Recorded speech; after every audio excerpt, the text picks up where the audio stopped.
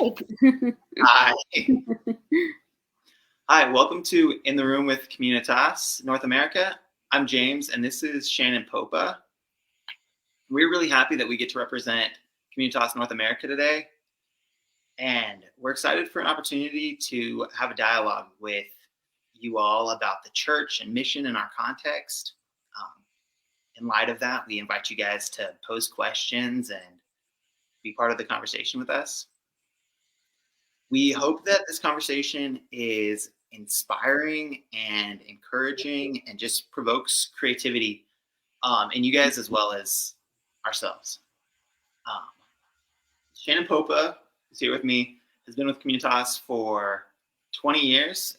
She was in Romania and Cyprus for a while and is now in the US. And we are excited to hear about some of the work she's doing with refugees. Shannon, would you be willing to just share some of your story with us? Yeah, sure. I'll just start with the beginning. Not the very beginning. I'll start with, yes, this is, we're coming up on 20 years with Communitas, which is, I just had to think about that the other day. I was like, wow, that's amazing. It was then Christian Associates, of course, when we first joined. Yeah, we originally we were on a team that was headed to the south of France. We were on a team with I don't know if you are familiar with the Heyman family. They are in Switzerland, in Geneva, and so we were on a team with them and several other families at that time that were headed to the south of France. And God actually diverted us. We ended up not going to France, but going to Romania. At that time, and for us it was a little bit like going home because my husband is from Romania originally, and so although he never desired or envisioned himself going back to Romania, God had other plans. And so so we, with our 3 young daughters at that time, moved to Romania, and we thought, okay, this will be, maybe God will have us here for a couple of years. And 10 years later, we were still there. So we were in Romania, in Bucharest, for 10 years, and we were working bivocationally there at that time. We also lived then in Cyprus for close to 2 years, and I'm also working bivocationally. And then God brought us back to the States in 2016. And so we've moved around a little bit since then, but have maintained our relationship with Communitas, which has been super important for us. Just our call just to live missionally. And that being said, just to look for mission and service in whatever we're doing. And really our connection to Communitas when we lived overseas, it was just so vital to the longevity of our work that we were doing even in Romania.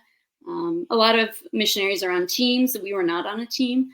And so it was really important to stay connected for our kids as well. So that's our connection with Communitas, how it began. But you look like you have a question. Oh, I was just wondering what you guys were doing when you were bivocational. Okay, so that wasn't even our plan when we first went. Actually, it kind of just unfolded as we got there. We originally went to do a short-term medical mission project, and once we were in the country, I think there were just some opportunities that opened up to us because my husband Cătălin is originally from Romania. He had some connections there, and he was invited actually to start the first private hospital in the country at that time, and so it was quite an honor. And it really opened up incredible opportunities for us of service and connection within the country.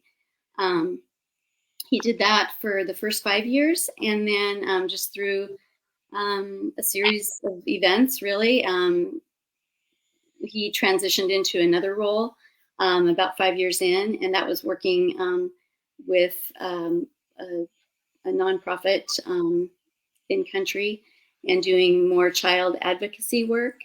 And so again, it was such an honor. It was quite different type of work, but allowed him to travel around in the region as well. And that's also what took us to Cyprus. Okay. And we did that. So yeah, it was incredibly beneficial to our networking and just the community then that we were able to build, not having to just start from scratch, I guess you could say, just because those natural relationships were forming. Yeah. Yeah. And I was busy raising kids, so and with that came other incredible opportunities of service. I mean, as you can imagine, in Romania, there were just plenty of ways, orphanages to get involved with, and teaching English, and serving at the kids' school, international school. That's awesome. We definitely need to have more conversations about how those, like, the normal things in your life, like work and parenting and just all those passions, like, create missional opportunities very naturally. Where are you guys at now, and what are you up to? Yeah, so right now we're living in Tulsa, Oklahoma, which we had no connections to Tulsa for many years, but our girls, two of our daughters went to school here. And so when we moved back to the States, like I said, we did move around a little bit, but we landed here, and it's been great to be near our daughters. And then our youngest daughter just graduated from high school too. So we came back here, and honestly, it was kind of a hard season for us. I didn't anticipate how hard it would be coming back into my own culture. And, for Cătălin, like, Romania was his culture of origin, but we had also lived in the States for many years prior to ever going back to Romania. And so, yeah, there was some transition coming back as well. And in that, I feel like we started a business, and mostly that's, he's been involved with that business. And so I actually, in moving back, I got involved in something I always wanted to do, was to work as a doula, a labor and birth doula. And so it was something that I started to pursue when we moved back. And for anyone that doesn't know, it's a non-medical role, but it's more like a birthing coach. So helping women through education and labor support, both, emotionally, physically, and educationally. And so being there prenatally, taking them to prenatal appointments, and as well as in birth if they desire that. And so anyway, that's something that I pursued. Then the pandemic hit, and a lot of that was just not possible during that time. And so, but really, on my heart was, I've just always naturally been drawn, I guess, to internationals. And part of that is just having lived overseas for many years. I maybe should back up even further from that, James, because what even drew us to Communitas, maybe I should talk about that a little bit. Yeah. What drew us to Communitas in the beginning was, so when I was still a single missionary, and this will date me, back in 1990 or even 89,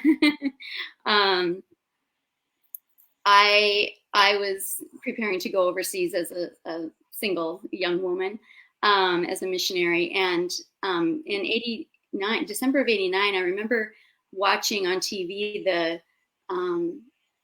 it was the report of the execution of the dictator of Romania. And I didn't know a lot about Romania at that time, but I was like intrigued, like, what is going on? And recognizing that, Eastern Europe was opening up, communism was falling, the Berlin Wall came down, and having just a real desire. And the Lord, even years prior to that, had just been forming in me just a burden for that part of the world. And I just felt like, Lord, I'm not like a naturally really adventurous person on my own, but I felt like I just needed to be there. Like, I got to get over there. I got to see what's going on. I want to help. I want to do something, because refugees are like flooding into Western Europe from Eastern Europe and from many, many different countries. And so I started praying, and, it's like, okay, this is like no internet or anything at that time. So you can't like go and look up information, but I did get like a bunch of pamphlets from different mission organizations, and I just prayed. And so I finally chose one that was doing refugee work in Austria. And so I was like, I want to be a part of this, And so in June of 1990, I left for Austria, and there were, like I said, refugees flooding into Austria at that time, living in refugee camps, and so that's where I first just developed my, I guess, a passion, you could say. I think home was always such a important, special place for me, and I'm grateful to have had like a really stable home environment, a place that I felt safe and didn't want to leave. And I just couldn't imagine being in a position where you were either forced to leave or you no longer felt safe and you had to leave. And so that was one of the things that just drew me to these displaced peoples that I was meeting. And but also it quickly or before too long became very personal for me, because, like I said, my husband is from Romania. Well, he was actually one of the refugees that I met during that time, and he had become a translator for our team. So that's how we got to know each other. And so when we, long story short, we ended up getting married eventually and lived in the States for many years. But our hearts were always drawn to go back to Europe at some point. We just saw the great need there, not to work specifically with refugees, but we saw that the church. I think one thing that Catalin will tell you is that even under communism in Romania, he was a part of a big church and it was thriving. When he got to Western Europe, he didn't experience the same thing, and so we saw just the great need for the body of Christ, just for representatives of the body of Christ to live, and so so that was our desire to go back. So that was really more the beginning of the planting that seed for refugees. So now, fast forward, we've lived back in Romania, and then we moved back to the States, and we find ourselves in Middle America. And I, in particular, I was like, Lord, but my heart, and so I started doing some volunteer work and just praying about, how can I use my role as a doula as well and build that business. And then in the meantime, there was talk of, everything that was going on in Afghanistan. It kind of caught my attention. And I didn't know anything really about Afghanistan at that time, but I was interested. And then I saw what was happening, like everyone else, in astonishment, seeing, the horrible things that were happening there. And then people needing to escape their country. And then getting news like, America is going to be receiving refugees.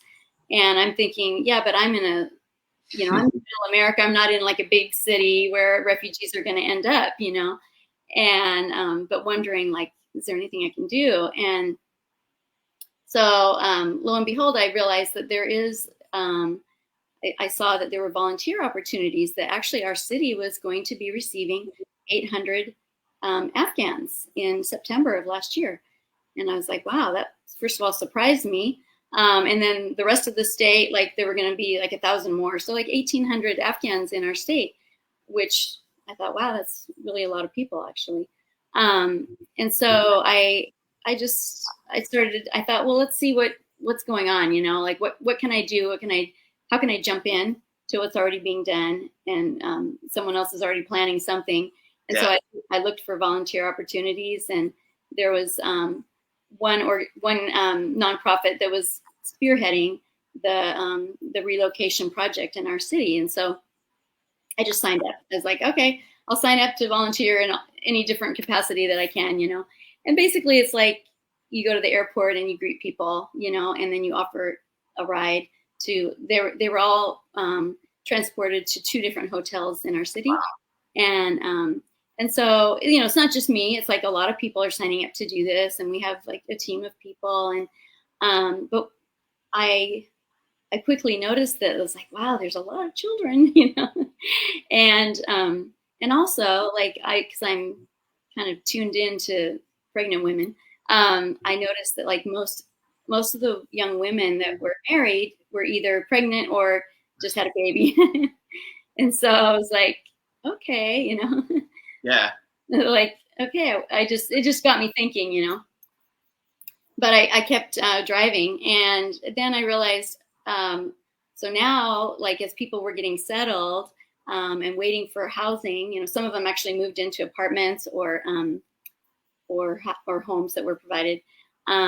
They needed like doctor's appointments and stuff. So I started driving. One lady in particular, I started taking her to her prenatal appointments, and I realized, wow, it's really helpful to have the same person taking her every time. So there's Yeah. building a relationship, and there's some consistency even with the information that you're hearing. You're in her appointment with her, so you're able to like hear what's going on if there's any problems and stuff. And so, yeah, so it really opened the door for like building a relationship, and and so that's how it first started.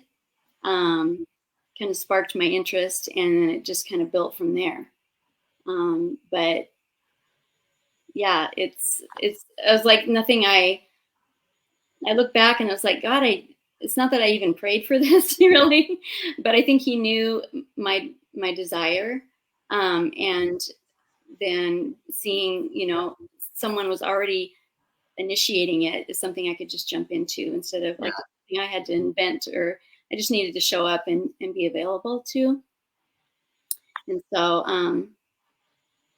yeah, I think what happened from there is the relationship just grew, and I was just like, Lord, I don't even know what you're doing, because this is not a relationship that you can sit and have a conversation with. This is a relationship that it's mostly like there's a lot of silence, and sometimes that can be really uncomfortable. Yeah. And there's also it's awkward because I knew in their culture that it's not really appropriate for men and women to talk. And yet um, I was forced to communicate with her husband because, yeah, we have to use Google Translate most of the time. Yeah. And most of the women do not read in their own language. And so these are just different challenges than any other refugee group that I had encountered before. Yeah. Anyway, not that I'm no expert by any means, but just that I had experienced. And so it came to a point I was going to her appointments with her, and I just started praying, Lord, I don't think she has anybody to be in the hospital with her when she has this baby. And she was due in December, and so I was like, I started trying to ask more questions about that, like who's going to stay with your other children when you have the baby and things like that. And the answer was her husband. And then I realized, like, these husbands, like, I don't think they're used to being with their wives when they give birth. So I was Yeah. learning a lot about the culture as well. And so I started reading up on it and asking a friend of mine who actually had lived in Afghanistan questions, and she's like, oh no, she's like, the men, they have nothing to do with, when their women give birth. In fact, many of these men that are here in America now, the reason that their families had to escape was because they had affiliation with the American government, and they were often soldiers in Afghanistan that had worked with the Americans. And so they would often be away on missions, and they would just come back and their new baby would be there. Yeah. So yeah, so they may not have even seen their wife in labor before. So really, we're not familiar with like what's going to happen. And so I just asked one day after I brought her home, because then normally you go to an appointment, and Afghans are very hospitable, and they always invite you in pretty much for tea or a meal, or even but at least tea. Tea is very important in their culture. And so you sit there, and that's when you could ask some questions, and you get to know the family then, and interact with the kids a little bit. And so, yeah, I just asked her husband one day, I said, would you want me to be with your wife when she has her baby? And, take her to the hospital and stay with her. And he just like, oh, he was so grateful. He said, yes, Oh, may you live long. And, he just gave me all these blessings. And I thought, okay, wow, yeah. so then I was like, okay, God, help me do this. But, um, yeah, I could just keep going on and on with stories like that, but that was the beginning of it. But then honestly, James, the beautiful thing to me really beyond that is that also God knew, like, this is not just for me, like I needed to share this with others, like what this opportunity, what God was doing. And even the way that that all came about was pretty amazing to me, um, because I don't at that point I didn't know like a ton of people in Tulsa, mainly because of the pandemic. That we've only lived here 4 years, but part of that was during the pandemic. And one lady that I had met when I first moved here, and she's a fellow doula, but I hadn't gotten to know her real well. I just She had invited me for coffee one day, and so we went for coffee, and I just started sharing about this, and I had no idea that God was already like stirring something in her heart. So this is like what's so beautiful to me about, um, first of all, just the Spirit of God, but also like the body of Christ. I didn't know that God was stirring something in her heart, not in relation to the Afghans, but um, I didn't know that she had like worked overseas some too Oh, wow. in with refugees. And so I just started sharing about like what I was experiencing, and she just kind of like looked at me and was a little bit like speechless, I think. And she's like, that's amazing. She seemed interested, but not overly interested. And then she told me later that that night she went home and just really wrestled with God. Like, is this something you really want me to do? And God really impressed upon her. Yeah, it is. And so she called me the next day. She's like, Shannon, I hope you don't mind, but I just want to jump in this with you. Like, tell me what to do, or, I want to sign up too. And so I was like, well, I know there's tons of pregnant ladies. So, and so I just started introducing her to people. And out of that, it's just been a sweet collaboration, I guess you could say. And we formed this, we basically went to the organization that was spearheading the whole project, the relocation project, and just said, hey, we see a real need here, and this is what like we're envisioning. And they're like, please just run with it. Yeah. And so literally this birth advocacy team was formed. And so with the two of us, then we just began inviting other women that were interested. And they have to go through a process of vetting and everything, just for the protection of the refugees. But Yeah. it's just been beautiful to see how so many people have wanted to step in and be involved. And so we have a team of about 12 ladies now. Um, it's just been amazing to see, because it's just happened so organically, and really it was just God did it all. And it's still growing, and we always joke that it's like building a plane mid-flight. It's kind of messy, and it's a little bumpy along the way. But it's also just amazing to see. um, so yeah, I should That's leave really that question. that's really cool, Shannon. I appreciate you like sharing all those pieces.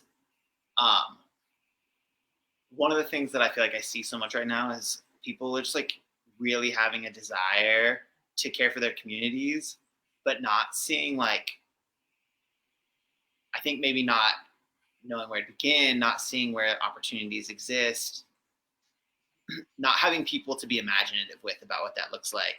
And Hmm. so really cool to hear how not only like what a cool opportunity to rise for you, but also that like you getting to share that has Hmm. created opportunity for so many people and is meeting like a significant need. Really powerful that like husband was just excited that someone was going to be there with his wife when his wife Yeah, yeah, delivered their baby. yeah. Um, I do think that segues into a question that I really wanted to ask you, though, which is, I think at Communitas we see this kind of thing being so important to what the church is. And I guess I'm curious, how is your experience working and partnering with refugees right now relating to your experience of church right now and your relationship with church? Yeah. Yeah, I think it's, well, if you are, thinking of church as just the body of Christ, not, in my mind, it's not a particular church, because this is not just a one church thing. It's also not like, you don't have to be even a person of faith to volunteer. That's not one of our requirements, I Yeah. should say. So there are people of probably various faiths. I don't know. I think it tends to attract people of faith, this type of work, but I don't think all of the women that I've met necessarily are. And so I think it's beautiful that it's also giving them an opportunity to experience, because we can share from our perspective a little bit, on why we're doing this. And we actually just last night had a volunteer appreciation dinner, and we were able to share a little bit more about that. And so I was like really I was just amazed, again, at God and how he was inviting these other women into something, even if they're not really aware that, it was God inviting them into it, but they all like expressed not only appreciation, but like it's really like it's changed them. And I think, being able to see the world, like to step into, I don't know, there's something quite surreal about it. Like you're almost like stepping into another world when you're enter into an Afghan home, for example. And this could be someone of any other ethnicity or nationality, but I think because their world is just vastly different than ours. And even when you start to hear stories of where people have come from, and maybe they lived in a village, and now they're in this home that these nice Americans have provided, furniture for them and stuff, but it's not really even the things that they need and want, but they want relationships. That's more important to them. And friendship is really important. And so being able just to step into that and see how God is like, it's like, I guess it just feels like totally like being the church, it's like, and not even like having to, just being there. And it's the small things too, like being able to see them laugh together, or bringing joy because you brought the kids something and it makes them smile and giggle. I feel like that's just the hands and feet of Jesus. And being able to share those moments with them, it's quite surreal to be sitting on the floor all together, eating an Afghan meal with your fingers, and they're like teaching you how to do it, like, no, use the bread like this, and just in very broken English, or sometimes only with charades, and yeah, it's just like, Lord, where am I? Am I really in Tulsa, Oklahoma? But it's like, okay, that's also the beauty of God, taking a horrible situation, thinking like a year ago, or at that time, like less than a year ago, they were in their own home country, and like they had no idea, like their world was going to be totally turned upside down, and now here they are in Middle America, and yet they know they don't belong, because they're just, everything is different for them, and they honestly just want to be back home. They want to be home. But they're also so appreciative to have a friend, to have a friend, a connection to this world. And I guess, when you've lived overseas too, like, like, especially if you're in a country and you don't know the language, and you're learning the language, and you're learning the culture and all the cultural cues, and you just make so many mistakes, to have a lifeline of a person that, will just help you make a connection, to make that should be a simple task, make it easy to obtain, because everything is just harder to do when you don't know the language. Yeah. And so that I see that as a way of like, it's just being the church and then coming together. Actually, I've been very impressed too with the way that many of the churches have like worked together here locally to be a support system. I don't know what's happening in other cities. I don't know that the same thing exactly is happening, but here that has been the case so far.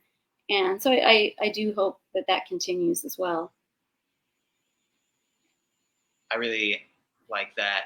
And I like your use of the phrase being the church and being the hands of feet and feet of God. It seems like you're like utilizing those phrases very closely. Um, yeah, I just hear you talking about being the church in a context where you're surrounded by people who you don't know what that necessarily what their like relationship with Jesus looks like or doesn't. Um, and it's so important that we become comfortable being the church in those spaces, because how else are people going to see what Jesus is like? Yeah. So I really value that and think that's really beneficial insight Mm. to talk about being the church in spaces where people don't think of being the church. Yeah, it seems like it looks very different. I've never lived in a fully Muslim context. Cyprus was the closest that I came, but it's a divided island if you know anything about it. And the north is Muslim and the south is Greek Orthodox, and we were kind of like right on the border. So that was also a very unique position to live right there. And so our girls went to school right near the border, and so they had kids from both sides and both religions and languages, you know, all together. So that was very unique too. And this, the at least the Afghans I've met are pretty devout Muslim, Yeah. And so again, but just seeing like the beauty in the way they value family. And certainly, you know, entering into this real sacred space with these women, it's opening up. Um, it's just a beautiful space to be in. It's hard to explain even, but it's so sacred. You know, first of all, it feels like such an honor. But when when this young woman then finally was giving birth, you know, they called me in the middle of the night, and I went and got her, and she just was, this was her third child, and you could tell like she just knew exactly what to do. I didn't need to even instruct her. Like she, no pain medication, and she didn't make a sound, you know, and bless her heart. And I knew that like probably I had learned that in their culture, like they are surrounded by women, by other women. Probably her mother would have been there, and maybe her mother-in-law. Um, and so, but I became like a mother to her, really. And she even, I just visited her a couple days ago, and she gives me the biggest hugs. And it's just, again, so humbling. It's like when I go to her house, like her kids are like my grandchildren almost, you know. I don't even have my own grandchildren, but they, there's some kind of loyalty that now we have with each other that's just kind of, it's beyond anything I could have ever envisioned or imagined myself. And I know that that's just Christ as well, in that space. And to hug her as a daughter. And I told her, I said, you remind me of my daughter. And she just told me the other day, she's like, you're like my mother. And so I just feel so honored, you know, to be in that position. And that's just one. And you know, I feel like for myself and for Cheryl, my co-coordinator, she's also, you know, of mature age, I could say. She wouldn't mind me saying that, like myself. And so for us, especially, like it's kind of a unique position because we are more accepted. And I've learned that the mother-in-law, particularly, has quite dominance within the family. And so it also gives me the freedom a little bit to kind of, when they ask for help, like I can help to an extent, but there's some things that I can't help with. And I don't want to form like an unhealthy dependence on me either, or on any of the volunteers. it's also something to be aware of with the other volunteers, because not all of them are like my age, and so their relationship might feel a little bit different for them. Yeah. And so that was also something that was important for us to remember um, when they interact with with these women and also with their husbands as well. So yeah, it's quite interesting. I learn something new every time I take someone to an appointment, or or I'm in their house, because just like any of us, I mean, every family is a little bit different, Yeah. and they come from different parts of Afghanistan. So there's different region, being from different regions, they have slightly different maybe traditions or customs, Yeah. or food preferences even. And so it's interesting just to learn some of the differences, and that they don't all really like each other either. That's you know that's been interesting and poses its own challenges. Yeah. But again, I think there's opportunity for as in God's timing, as they that honestly right now communication is still such a barrier that it's hard to, like, there's no spiritual talk really. Like I can pray or tell them I'm praying, but they're also praying, they're Yeah. doing their prayers, and so we can not pray together, but we can both be praying, and so I feel like it's setting the groundwork. I feel like it's really like, I guess I don't like to use the word all the time, planting seeds, but it really is. It's investing. I feel like it's a really good investment in a relationship, and it's genuine. That's the thing. Is it's so um, like there's just a genuineness to their um, desire for friendship, and hopefully it's reciprocated. They feel the same way, because I know I can speak for myself, but I can also speak for some of the other volunteers. Like, your heart just becomes knit to these families and to their plight, and and they don't know what the future holds and what it will look like for them. And there's a lot of it's kind of messy at times. It's like really difficult to get anything done. I spent like 2 hours on the phone the other day just trying to get health insurance for one of them, and it's because their language is not, it's not like a very well-known language. It's hard to find. You have to wait sometimes for translation services Yeah. on the phone, and so sometimes it's just not readily available. And yet we really feel strongly that it's important, especially for the women who are birthing here, and it's such a different, scary scenario for them. It's really important that they understand what's going to happen, or what giving birth in an American hospital looks like. And so you just have to spend a lot of time on hold and waiting and being patient with translators. So yeah, patience. Learning a lot of patience. Not a bad thing. Um, Circling back a little bit to, you just mentioned like the idea of like um, planting seeds was the term you used, but Mhm. one of the things it sounds like, particularly in this story with this woman who, like, early on you were driving and asked her husband if she would, they would like you to be at the hospital with her. It sounds like you're getting to give people like an experience of home in a place that they so often feel like foreigners. And when I think of Jesus, like sharing meals with these people who were considered like drunkards or like traitors because they were tax collectors, I just think he was so committed to showing people a belonging, Mhm. especially people who were often like refused a sense of Mhm. belonging. And it seems like you're getting to like do that for refugees, which is so cool. Yeah, yeah, it is, and I think that's why we call ourselves birth advocates, because we really see our roles as advocating for these women who literally have no voice in our culture for themselves. They're not even used to having much of a voice for themselves in their own culture. But um, what I mean by that is, like, because I mean, they can speak if they have a live translator on the line, but some are even timid to do that too much, and so they often look to their husband to speak for them. Um, and so, but we can also just go in and sort of offer that buffer between well-meaning medical staff, but who are not maybe being as culturally sensitive, or like for an Afghan woman.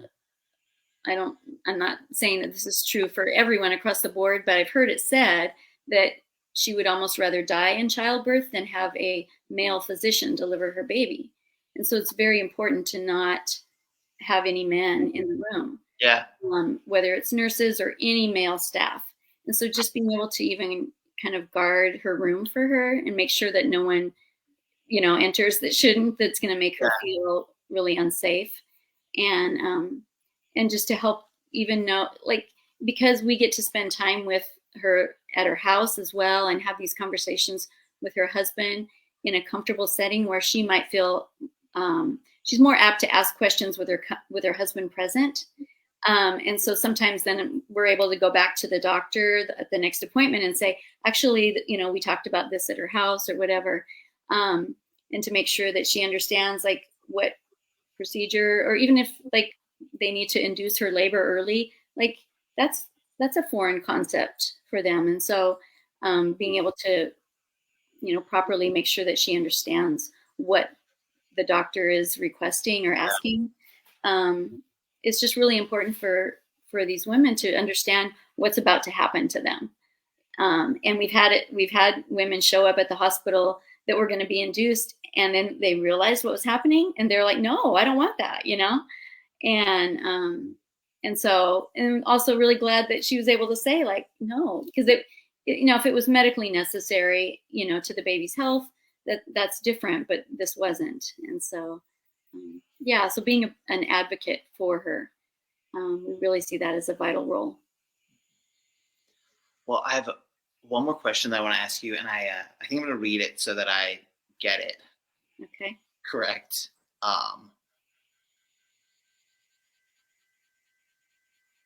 What does your passion for being in relationship with refugees have to do with Communitas? How is the work that you're doing a part of Communitas's identity? Yeah.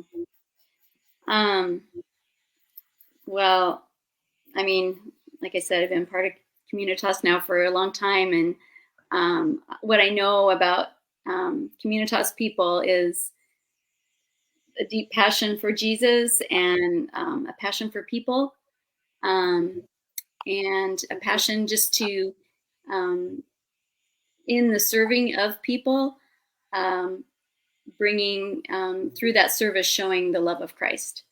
Um, and so I think if you go back to, I can make a plug for our vision in Communitas is transforming lives, transforming neighborhoods, and transforming the world. And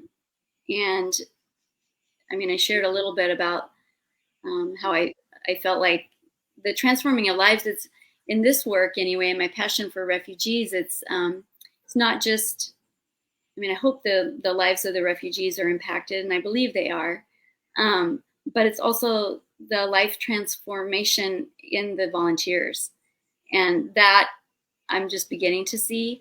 And I think God will probably continue to do work that I'm not even aware of. But inviting others to be a part of something that God is doing, but they might not even realize it's a God thing, but just in His redemptive work, and inviting them to be a part of that, and hopefully in that process, then their own lives are being transformed by the power of His Spirit, and then transforming neighborhoods. It was interesting. Sure, not only are these families moving into neighborhoods, and so what's interesting to me though, as I was visiting a family this last week, I was getting ready to leave their house, and I was sitting in my car, and this lady pulls up, and she gets out, and she comes over to my car, and she's like, "Is there a family here from another country?" And she's like somebody that lives in the neighborhood. And I said, "Oh yeah, there's an Afghan family that lives here." And she's like, I set out a TV the other day on the curb, And for some, like I was giving it away, and I saw they came and took it. But she's like, and she was holding up a remote control. She's like, I didn't give them the remote control. And so I said, oh, well, let's go. I'm just leaving their house. Let's go and we'll tell them. So we knocked on the door, and it was like, this is your neighbor, And so, that's cool. yeah, it was really cool. And the girls, so this particular family has 6 children, and their oldest girls are at elementary age. And so I hadn't really gotten to know them because they're usually in school. But now, because it's summer, they were home and I got to actually interact with them, and they speak some English. So it was fun to actually be able to communicate. And the girls said, oh, thank you, thank you. They said, we need a cable. And they told the lady, we need a cable for the TV. And the woman was like, oh, I've got several cables at my house. And so she invited them to come over to her house and get the cables. And I just thought, wow, Lord, this is beautiful. Like how you're actually like within their own neighborhood, just because they're super hospitable and friendly and they're waving to people, Oh. And yeah, like I don't know what God's going to do in this neighborhood, but it's like it was even bringing people in the neighborhood together. And then, of course, that translates to the world as well. Not only because they're, from another country, but I can't tell you how many times I'm sitting at an Afghan home and even in the hospital, and they, they'll pull up on their phone, family from Afghanistan, and we're FaceTiming. And I mean, I've had mothers in Afghanistan just like thanking me that I'm with their daughter, while she's giving birth. And I'm, again, just so humbled to be in this position. And I'm like, Lord, like our prayer and mine and Cheryl, we get together frequently, and we just like know that this has to be bathed in prayer. And it keeps us on our knees actually, because it's just so, the needs are so great, but our God is that much greater. And so we know that just by what he's inviting us to do, that it does have the power to transform not only their lives, but it's far reaching back to Afghanistan. And so we believe that there's going to be a church formed through this birth advocacy team. I don't know at all what it's going to look like. And it's nothing that I'm even like planning or anything. We're praying that in whatever way, shape, or form God wants to do that. And it might even start with the women. So I wouldn't be surprised. One of the things I appreciate about Communitas so much is that Communitas just sees value in creation care. Like, it doesn't need to be creation care with some sort of end goal. Like, loving your community well is a valuable pursuit. And you're describing that happening in really cool ways. Like, just relationships being built in this neighborhood that's like not even your neighborhood. Yeah. And women being able to like have someone present with them during an exciting and scary time. Those are all really valuable things. And personally, one of the ways I see that relating to Communitas so much is just that Communitas sees that as a valuable pursuit. Yeah, absolutely. Yeah. Well, I'm going to wrap us up. We super invite anybody who gets to watch this later, post questions, and Leon, myself, Shannon will all try to get responses to you guys. We just want to start having more and more conversation with the people who are viewing this. I did want to mention earlier, and I forgot, Leon has had a crazy day from what I understand. So he couldn't get to join us today, but yeah. And when we are back in 2 weeks, we're going to hear Bethany LeBou talk about the coaching model that we use in Communitas. And coaching is another one of those best practices at Communitas that I just think is invaluable for people in the church. So please join us for that. Shannon, thank you so much. I enjoyed that. a ton. Thanks, James. All right. Bye, guys. Bye bye.